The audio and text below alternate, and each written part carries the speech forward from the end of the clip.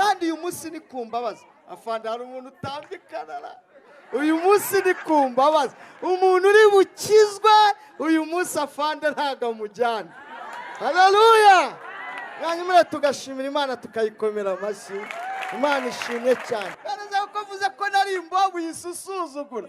Ngayicarana na me. Pasiteri wakoze ubwo ndibaza ko namusaba akazagaruka mu izina ryanyu.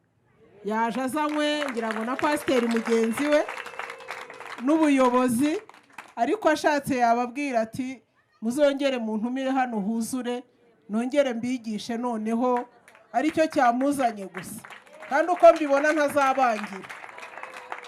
Uwari imbobo yicaranye na komanda kandi twarakwepanaga, ariko mwakomeye Yesu asiwe. Imana ishimwe. None wakoreshaga ibiyobyabwenge wari imbobo, Yesu amaze kumuha agakiza yicaranye na Afande.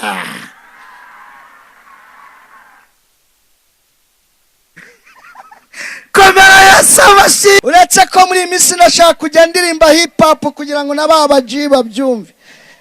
Yesu yadukuye ku mihanda tuzana mu itole, kuko Imana yakunze abari mu isi cyane byatumye itanga umwana wayo w'iki, kugira ngo umwizera wese atari ahubwo ahabwe ubugingo buhora. Mana ishimwe. Mu buryo bwose tuzavuga Yesu, tuvuge akagira neza. Reka ntange ubuhamya mvuga aho Yesu yankuye muri iri jambo rivuga ngo mwese abarushye n'abaremerewe mukayishe. Uyu munsi umuntu ukizwa, uyu munsi umuntu ukizwa akareka ibiyobyabwenge ntago Afande amujyana, ariko nituva hano akagucakira birakureba. Uyu munsi ni kwa Yesu, muri iki kibuga ni kwa Yesu, indaya zose ni kwa Yesu, abasinzi ni kwa Yesu, abanywa urumogi. Kandi iyo twaguketse kuri leta hari isirenge zacu tutita tuvuga abazungu bateyemo. Mana abazungu se hari umuzungu ubonaho? Tuba tuvuga ko bateyemo nyine abo twitaga ba Babiloni. Reka Afande ntago ari Babiloni, ariko ku mihanda twabwitaga Babiloni. Ariko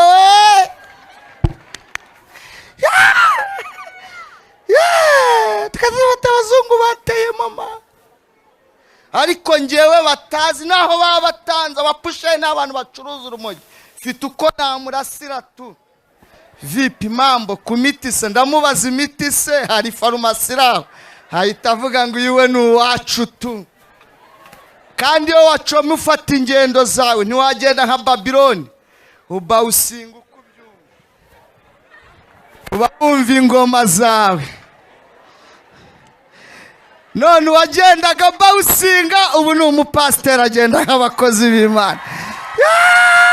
Abaririmbyi ndabakunda, mumaze kuririmba mba numva nabafasha, ariko njye zaranjabutse Mana. Ntajwi ngira, byararangiye rwose ntajwi ngira. Mwarepetaga ndi gucoma urumva n'ibyavamo. Mumbare mwumvira ijambo. Hari inyungu zo gutanga imbabazi ukaziha kutazi gusabye. Hari n'igihombo cyo guhabwa imbabazi utasabye utagizemo uruhare. Uriya utanze imbabazi atasabwe warabohoka agakira, ariko uriya nyiri kuzihabwa nubwo yahawe imbabazi, ariko yahawe imbabazi atagizemo uruhare, iteka ryose azahora yumva ko atababariwe. Niyo mpamvu nkwinginze, igihugu cyacu ndagikunda, kigira gahunda z'ubumwe n'ubwiyunge, ariko gukira kw'aba bantu babiri bakomerekanyije nuko bose babigiramo uruhare. Ariko reka nibwirire ba bandi rero batari gusangwa basabwa imbabazi, mureka natwe tuzitange dukire twikomereze. Ubu uyu munsi nta pingu. Afande hari pingu ntarya. Uyu munsi nta pingu. Uyu munsi ni kwa Yesu. kandi ubundi byari gutya.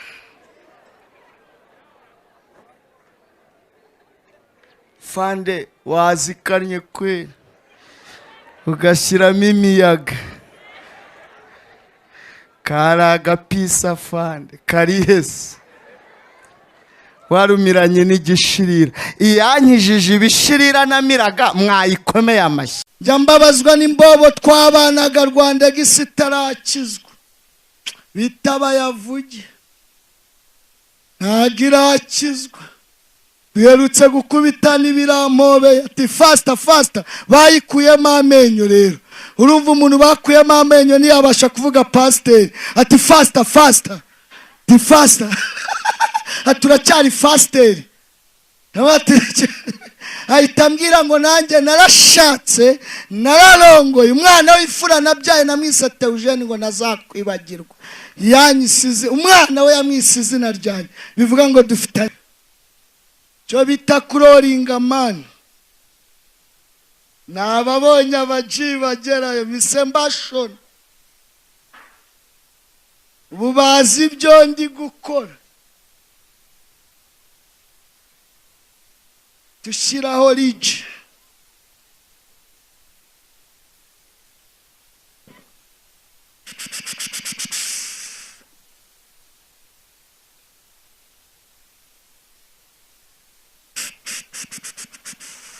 babyita gusepuza mani.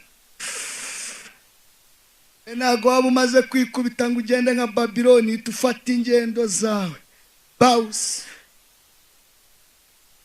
uba wumva ingoma abandi batumva.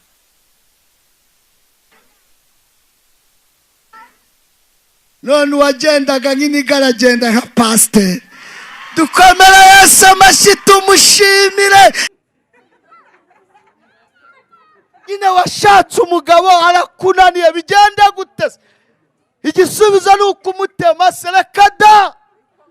Bibiri iravuga ifatiro z'inyeganyeza umukiranutsi yakora iki? Abo ni kubamenya Imana. Warara mukareba mu ijuru ugasenga. Mureke twongere twubake umuryango ushingiye ku mbabazi.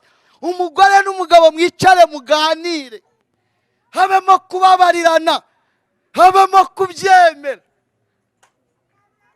Bundi urugo rwubaka no kubyemera. Ntabwo naje kwigisha inyigisho z'umuryango, ariko nyine n'uwo nguwo wakuyeho. Ni intambwe utera rimwe mu buzima ukayitera neza cyangwa nabi. Niba warayiteye sasenike fatiraho, umwe nazamuka undi amanika. Urugo ni balance, ufite icyo ushaka kugeraho. Na ingaruka zo kubana zo ni ingaruka z'ibyo mwababyariyemo. Barimo ababyeyi hano yakuze abona se na nyina ari umujugujugu, nawe rero iyo arwubatse yumva ari uko rwubakwa. Ariko hari amahoro muri Kristo, na za ngo zasenyutse turi abagabo bo kubihamya yuko iyo umuntu yakijijwe Imana igarura andi mahirwe mu muryango. Dusomye ijambo ry'Imana itangira ibice 50, tuhasanga inkuru za Yosefu na bene se. Ndumva abantu bose izi nkuru bazizi. Yosefu yababariye bene se, ariko bene se batasabye imbabazi. Ise wabo amaze gupfa nibwo baje gusaba imbabazi. Imyaka yose batuye i Gosheni ntibigeze bizera imbabazi z'Imana. Munyemerere soze mbabwira ngo hagati y'umwe n'undi bagiranye ibibazo habemo gusaba niki imbabazi. Nibwo mwese bibagirira iki umumaro. Uzaharanira iteka guhabwa imbabazi wagizemo iki uruhare. Mugabo mugore tubane mu ijambo rivuga ngo mbabarira, ntago ari ububwa. Ubudasa bwacu tububyaza umusaruro, kuko umugabo n'umugore ntago basa, ntituremye kimwe, ntiduturuka hamwe, ntitwakomereke. Iyo tubasezeranya biba biryoshye mu rusengero. Muyobozi nanjye ndabasezeranya. Yes, executive amaze kubasezeranya nanjye arabanyoherereza ngo mbaheshe umugisha. Nkafata Bibiliya da, nge pasiteri no shite theogene kubw'ububasha meshwa n'ijambo ry'Imana n'itorero rya ADEPR. Nyirambegeti abaye umugore wa Rudomoro, Rudomoro abaye umugabo wa Nyirambegeti. Cy'Imana yafatanyije nta wagitanduka. Mbikoze mu izina rya Data wa twese, Umwana n'Umwuka Wera. Simbafatanyije ibyari ibyaha, simbihinduye umugisha. Nibatashye bakararana, ariko ukurikije duhuje amateka biratandukanye, duhuje ibikomere bibiri bitandukanye, duhuje abantu babiri bafite uburere bugize gute butandukanye. Niyo mpamvu rero habaho mbabarira, habaho kuzuzanya, habaho ubumwe n'ubwiyunge hagati y'abadahuye bagahuza. Birashoboka iyo Imana ihari mu izina rya Yesu, amen. Tureke ibiyobyabwenge, nta cyiza cyabyo. Twibereho mu bumwe n'iki n'ubwiyunge. Umuryango duture mu ijambo rivuga ngo sheri. Oya, nta bibazo igihe baherukira kukwita sheri. Sha ni zamani kabisa.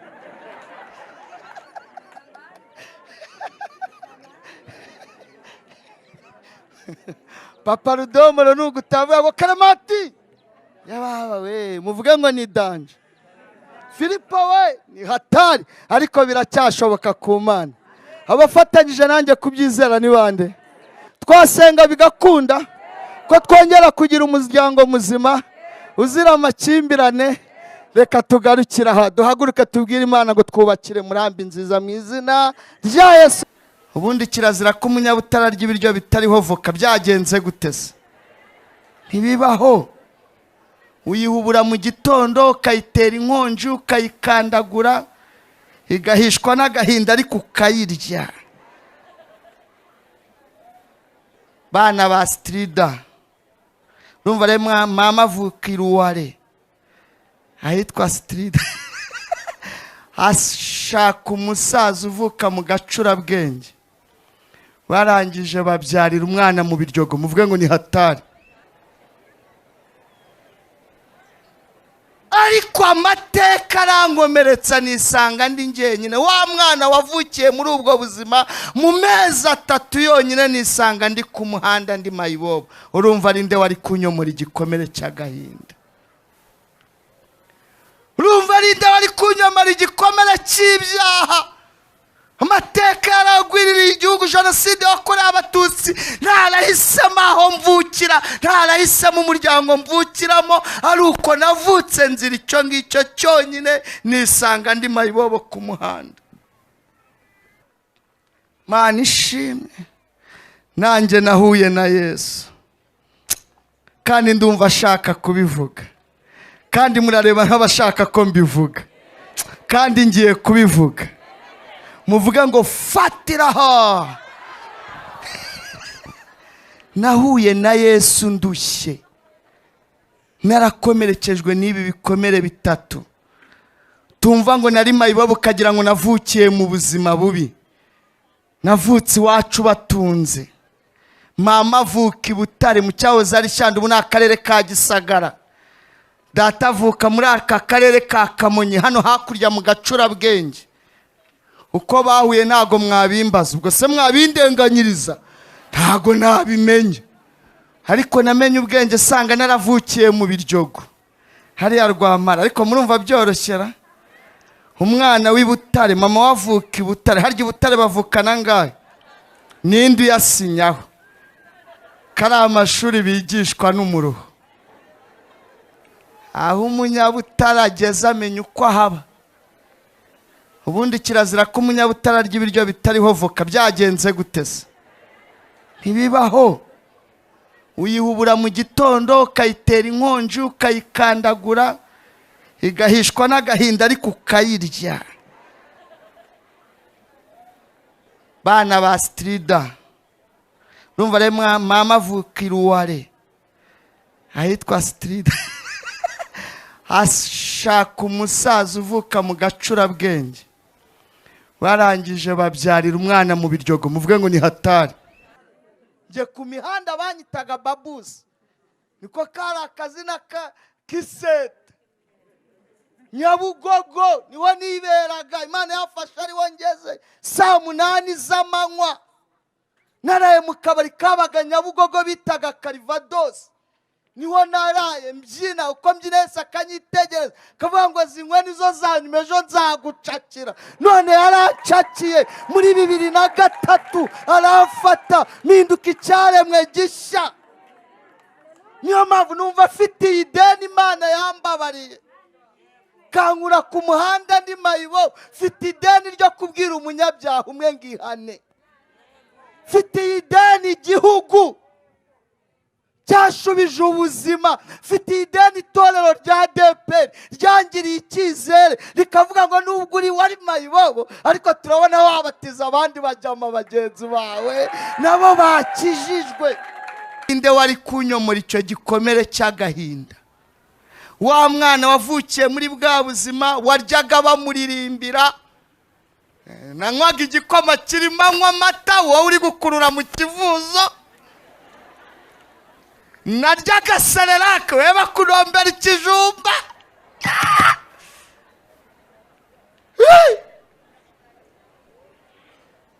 Nakuriye muri toleteze murayizi se? Utuntu tw'abana, hari abana bakura badakambakambye. Tangira gukora dedo bakatamugura toleteze akagerwa yikatama muri salo.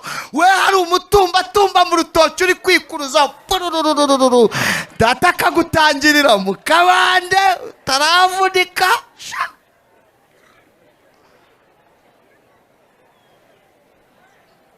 Ariko amateka arangomeretsa nisanga ndi njyenyine. Wa mwana wavukiye muri ubwo buzima mu mezi 3 yonyine nisanga ndi ku muhanda ndi mayibobo. Urumva ari nde wari kunyomora igikomere cy'agahinda? Urumva ari nde wari kunyomora igikomere cy'ibyaha?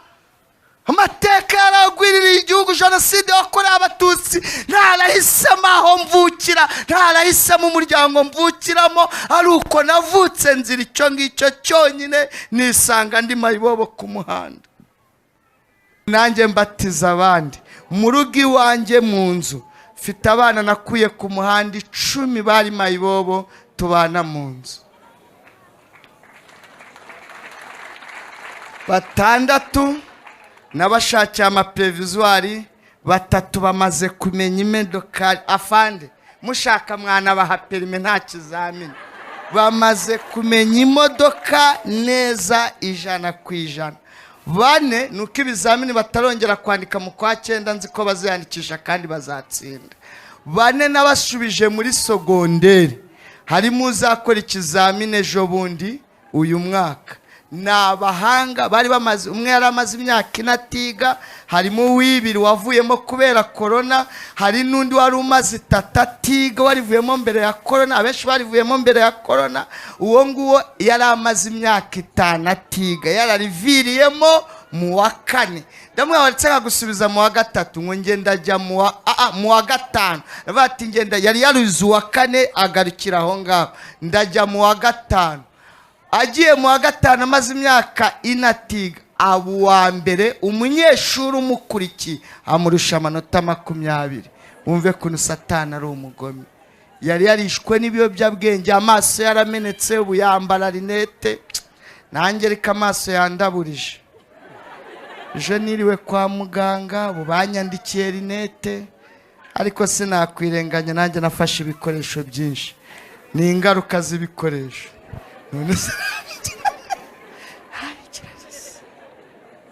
Ni umuhanga kandi utagira ngo kubana nabo ni umunyenga. Hazamo kwihangana kugeretseho kwihangana. Hari uwigeze ambaza ngo urukundo ugira nuko uri umurokore. Ndamubwira ngo abarokore bose siko barugira, ni urukundo nonse mu mashereka. Data na mama niko bari bameze, mu rugo hasangaga abantu benshi. Ndimo ndutse ikivi, data na mama ibyo bari gukora ninjye uri kubikora. Noneho byiyongereho kuba ndi n'umurokore, ndi n'umukozi w'Imana, ngomba kugira urukundo rwo kubakunda. Noneho umugabo wa nyoko wanyaraza mu rugo yahamara icyumweru rugashya. Wacumbikiye imbobo nibugira neza. Wenda umunsi umwe urufunguzo ukarwisegura kuko uzuba yakwimura. sinkugiriye inama uzamucumbikira ijoro rimwe unamurarire uzibutse Imana ko wacumbikiye imbobo ukanayirarira. Undi yacaye ikagira tubere ku rukundo urwo babuze mu miryango. Hari ibintu bigeze kuri 4 bituma bakoresha ibiyobyabwenge bakaza mu mandi. Ijambo rya mbere ni amakimbirane yo mu muryango. Umuryango avukiyemo akavuka azi kazavoma isoko y'urukundo nk'ababyeyi, akavoma ibiroha agasanga umugabo ni umuhini, umugore ni akamamiyo ari bo nyina, agahitiramo ku mihanda, yagera ku mihanda akasanga ishumi mbi, akisanga mu biyobyabwenge. Siko bimeze Afande. Icya kabiri ni amateka ya jenoside yakorewe Abatutsi. Umwana akavuka akavukira mu bikomere akisanga ku mihanda. Icya gatatu ni agakungu. Hari abana bisanga mu nshuti mbi, mu bigare bibi, ugasanga nabo bisanze ku muhanda. Icya kane ni umurengwe.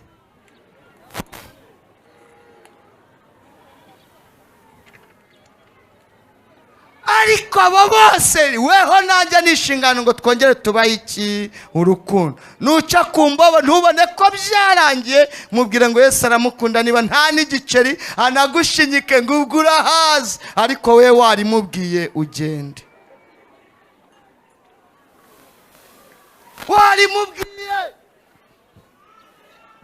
ndabazana namugurira inkweto ejo akagenda akazigurisha n'imyenda. Kashiraga iminsi nayamaze ngo banyita dadi. Ati dadi titubonane, uravaga rwose ryarise kandi ugatiye telefone mwatuzeho mutuvugane. Agacunga niba ari saa 3 bari hafi nakwinjira nawe akahita yinjira. Uwo munsi uwo nguwo niwo dusangira ku meza. Nkamwereka urukundo.